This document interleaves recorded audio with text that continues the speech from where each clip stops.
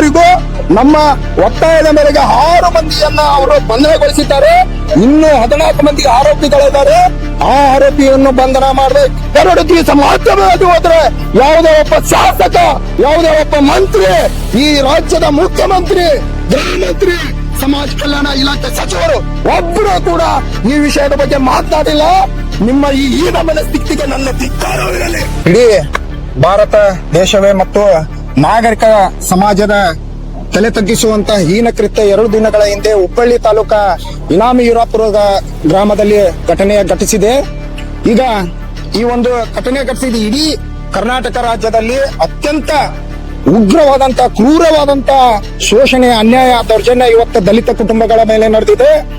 ಈಗ ಅವರು ಪ್ರೀತಿ ಮಾಡಿದ್ದೇ ತಪ್ಪು, ಪ್ರೀತಿಸೋದೇ ತಪ್ಪು, ಅಂತರ್ಜಾತಿ ವಿವಾಹನೇ ತಪ್ಪು ಅನ್ನೋ ನಿಟ್ಟಿನಲ್ಲಿ ಆ ಕ್ರೂರ ಜಾತಿವಾದಿಗಳು, ಮನೋವಾದಿಗಳು, ಜಾತಿಹೀನ ಮನಸ್ಸಿನ ಕೀಳ ಮನಸ್ಥಿತಿಯನ್ನು ಉಳ್ಳಂತವ್ರು ಇವತ್ತ ಇನಾಮ ಯುರಾಪುರ ಗ್ರಾಮದಲ್ಲಿ ಮನೆಗೆ ನುಗ್ಗಿ ಸಾಕಷ್ಟು ಮಾರಕ ಅಸ್ತ್ರಗಳಿಂದ, ಕೊಡಲಿಯಿಂದ, ಕುರಿ ಕಡ್ದಂಗ, ಕೋಳಿ ಕಡ್ದಂಗ ಕೊಚ್ಚುವ ಕೆಲಸವನ್ನ ಮಾಡಿದ್ದಾರೆ. ಕುಟುಂಬದ ಒಟ್ಟು 6 ಜನರ ಮೇಲೆ ಮಾರಣಾಂತಿಕವಾಗಿ, ಅತ್ಯಂತ ಮಾರಣಿಕವಾಗಿ, ಮತ್ತೆ ಹುಡುಗನ ತಾಯಿ ಕೂಡ ಇವತ್ತ ಅತ್ಯಂತ ತೀವ್ರ ನಿರಾ ಘಟಕದಲ್ಲಿ ಇದ್ದಾರೆ.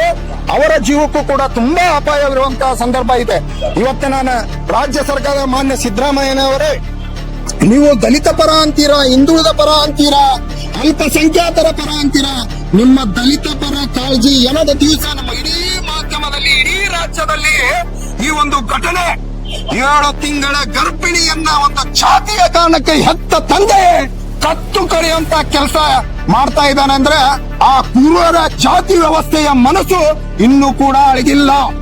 ಜಾತಿ ವ್ಯವಸ್ಥೆ ಇಲ್ಲ ಅಂತ ಹೇಳೋರು, ಜಾತಿ ಇಲ್ಲ ಅಂತ ಹೇಳೋರು, ಅಸ್ಪೃಶ್ಯತೆ ಇಲ್ಲ ಅಂತ ಹೇಳೋರು, ಪ್ರಜಾಪ್ರಭುತ್ವದ ಬಗ್ಗೆ ಮಾತನಾಡೋರು, ಸಂವಿಧಾನದ ಬಗ್ಗೆ ಮಾತನಾಡೋರು, ಸಮಾನತೆಯ ಬಗ್ಗೆ ಮಾತನಾಡುವಂತ ಪ್ರಜ್ಞಾವಂತ ಧೀಮಂತ ನಾಯಕರೇ, ನಿಮಗೆ ಏನಾದ್ರೂ ಪರಿಜ್ಞಾನ ಇದ್ರೆ, ಕಣ್ಣಿದ್ರೆ, ಕಿವಿ ಇದ್ರೆ ಬನ್ನಿ ಹುಬ್ಬಳ್ಳಿ ತಾಲೂಕು ಇನಾಮಿ ಯುರಾಪುರದಲ್ಲಿ ನಡೆದಿರುವಂತ ಘಟನೆಯನ್ನ ನೋಡಿ.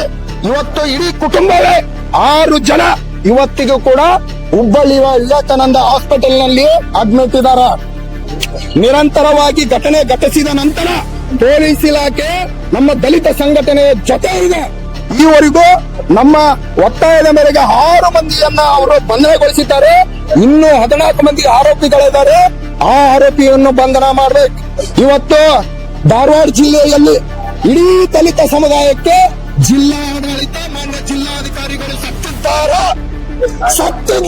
ಜಿಲ್ಲಾಡಳಿತ ದಲಿತ ಸಮುದಾಯಕ್ಕೆ 2 ದಿವಸ ನಡೆದ ಘಟನೆಗೆ ಇನ್ನೂವರೆಗೂ ಒಂದು ಅವರಿಗೆ ಸಾಂತ್ವನ ಹೇಳುವಂಥದ್ದು, ಆತ್ಮಸ್ಥೈರ್ಯವನ್ನ ತುಂಬುವಂತ ಧೈರ್ಯವನ್ನ ತುಂಬುವಂತ ನೈತಿಕತೆ ಇಲ್ಲಲ್ರಿ ಜಿಲ್ಲಾಡಳಿತಕ್ಕೆ. ಸದ್ಯದ ನಮ್ಮ ಪಾಲಿಗೆ, ದಲಿತರ ಪಾಲಿಗೆ ಜಿಲ್ಲಾಡಳಿತ ಎಲ್ಲಿ ಹೋಗಿದೆ ನಿಮ್ಮದ ದಲಿತರ ಸಂರಕ್ಷಣೆ? ಎಲ್ಲಿ ಹೋಗಿದೆ ನಿಮ್ಮ ಸಂವಿಧಾನ? ಎಲ್ಲಿ ಹೋಗಿದೆ ನಿಮ್ಮ ಆಡಳಿತ? ಯಾರೊಬ್ರು ಕೂಡ ಸಾಂತ್ವನ ಹೇಳುವಂತ ಮನಸ್ಥಿತಿ ಇಲ್ಲಲ್ರಿ. 2 ದಿವಸ ಮಾಧ್ಯಮವಾಗಿ ಹೋದ್ರೆ ಯಾವುದೇ ಒಬ್ಬ ಶಾಸಕ, ಯಾವುದೇ ಒಬ್ಬ ಮಂತ್ರಿ, ಈ ರಾಜ್ಯದ ಮುಖ್ಯಮಂತ್ರಿ, ಗೃಹ ಮಂತ್ರಿ, ಸಮಾಜ ಕಲ್ಯಾಣ ಇಲಾಖೆ ಸಚಿವರು ಒಬ್ಬರು ಕೂಡ ಈ ವಿಷಯದ ಬಗ್ಗೆ ಮಾತನಾಡಿಲ್ಲ. ನಿಮ್ಮ ಈ ಹೀನ ಮನಸ್ಥಿತಿಗೆ ನನ್ನ ಧಿಕ್ಕಾರವಿರಲಿ. ಧಾರವಾಡ ಜಿಲ್ಲೆಯ ಜಿಲ್ಲಾ ಆಡಳಿತಕ್ಕೆ ನನ್ನ ಧಿಕ್ಕಾರ ಇರಲಿ. ದಲಿತ ಸಮುದಾಯಕ್ಕೆ ಸತ್ತಂತ ಜಿಲ್ಲಾ ಆಡಳಿತಕ್ಕೆ ಧಿಕ್ಕಾರ ಇರಲಿ. ಇದೇನಾದ್ರೂ ಇವತ್ತ ಧಾರವಾಡ ಜಿಲ್ಲೆಯಲ್ಲಿ ಇಡೀ ದಲಿತ ಸಮುದಾಯಕ್ಕೆ ಭಯದ ಜೀವ ಭಯದ ವಾತಾವರಣ ಇದೆ. ಇದೇ ರೀತಿ ಮುಂದುವರೆದಲ್ಲಿ ನಾವು ಅತ್ಯಂತ ಉಗ್ರವಾದ ರೀತಿಯಲ್ಲಿ ನಾವು ಸರ್ಕಾರಕ್ಕೆ, ಜಿಲ್ಲಾ ಆಡಳಿತಕ್ಕೆ ಪ್ರತಿ ಉತ್ತರ ನೀಡಬೇಕಾಗುತ್ತೆ.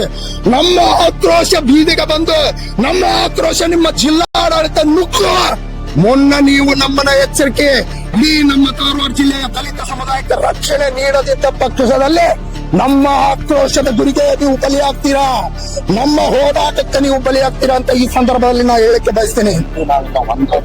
ಇಂದು ನಾವು ಒಂದು ಅಂತ ಹೇಳುವನ ನಾಗರಿಕತೆ ಉಳ್ಳ ಮಾನವರೇ ಬರ್ರಿ. ಹಿಂದೂಗಳನ್ನ ಒಬ್ಬ ಹಿಂದೂ ದಲಿತ ಅವನು ಹಿಂದೂ ರೀ, ದಾಖಲೆ ನೋಡ್ರಿ, ಸಾಲಿ ಸರ್ಟಿಫಿಕೇಟ್ ನೋಡ್ರಿ, ಹಿಂದೂ ಅಂತ ಕಾಲಮ್ ಇರುತ್ತೆ, ಅದರಿಂದ ಉಪಜಾತಿ ಇರುತ್ತೆ ರೀ. ನಿಮ್ಮ ಜಾತಿ ಸರ್ಟಿಫಿಕೇಟ್ ಒಳಗೂ ಹಿಂದೂ ಐತ್ರಿ. ನೀವು ಹಿಂದೂ ಧರ್ಮದ ಸಂಸ್ಕಾರವನ್ನ ಪರಿಪಾಲನೆ ಮಾಡ್ತೀರಿ, ನಾವು ಹಿಂದೂ ಧರ್ಮದ ಸಂಸ್ಕಾರವನ್ನ ಪರಿಪಾಲನೆ ಮಾಡ್ತೀವಿ. ಹಿಂದೂ ನಾವೊಂದು ಅನ್ನೋ ಕೊಲೆಗಡಕದೆ ಬರ್ರಿ ಹಿಂದೂನ್ನ ಕೊಲೆ ಮಾಡುವಂತ ಹೀನ ಕೃತ್ಯ ಘಟನೆ ಘಟಿಸಿದೆ. ನಿಮಗ ನಾಚಿಕೆ ಆಗ್ಬೇಕ? ಹಿಂದೂ ನಾವು ಒಂದು ಅಂತ ಯಾರು ಮಾತಾಡ್ತಿರಲ್ಲ, ಬರೀ ನಾಮ ಇರೋಬ್ಬರಿಗೆ ತಾಕತ್ತಿದ್ರು ಬಂದು ಮಾತಾಡ್ರಿ. ನಾವೆಲ್ಲ ಒಂದು ಅಂತ ಹೇಳ್ತೀವಲ್ಲ, ಬಂದು ತೋರಿಸಿರಿ ನಿಮ್ಮ ಒಕ್ಕೂಟವನ್ನ. ಅವಾಗ ನಾವು ನಿಮ್ಮನ್ನ ಒಪ್ಕೊಂತೇವೆ.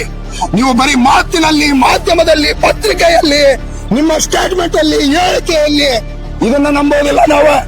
ಇವತ್ತು ಜೀವ ಹೋಗುವಂತ ಘಟನೆ ಘಟಿಸಿದೆ. ಇಡೀ 6 ಜನ ಕುಟುಂಬದ ಜನವರ್ಗ ಮೇಲೆ ಮಾರಣಾಂತಿಕವಾಗಿ ಹಲ್ಲೆ ಮಾಡಿದಾರಲ್ಲ, ಇಲ್ಲಿ ಬಂದು ತೋರಿಸ್ರಿ ಹಿಂದೂ ನಾವು ಒಂದು ಅನ್ನೋದನ್ನ. ನಾವು ಒಪ್ಕೊಂತೀವಿ.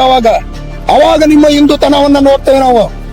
ಇಷ್ಟೇಳಿ ನಾನು ಈ ಮಾಧ್ಯಮದ ಮುಖಾಂತರ ಜಿಲ್ಲಾಡಳಿತಕ್ಕೆ ಬಹಳ ಕಟ್ಟುನಿಟ್ಟಿನ ಮತ್ತು ಸರ್ಕಾರಕ್ಕೆ ಎಚ್ಚರಿಕೆ ಕೊಡ್ತೇನೆ.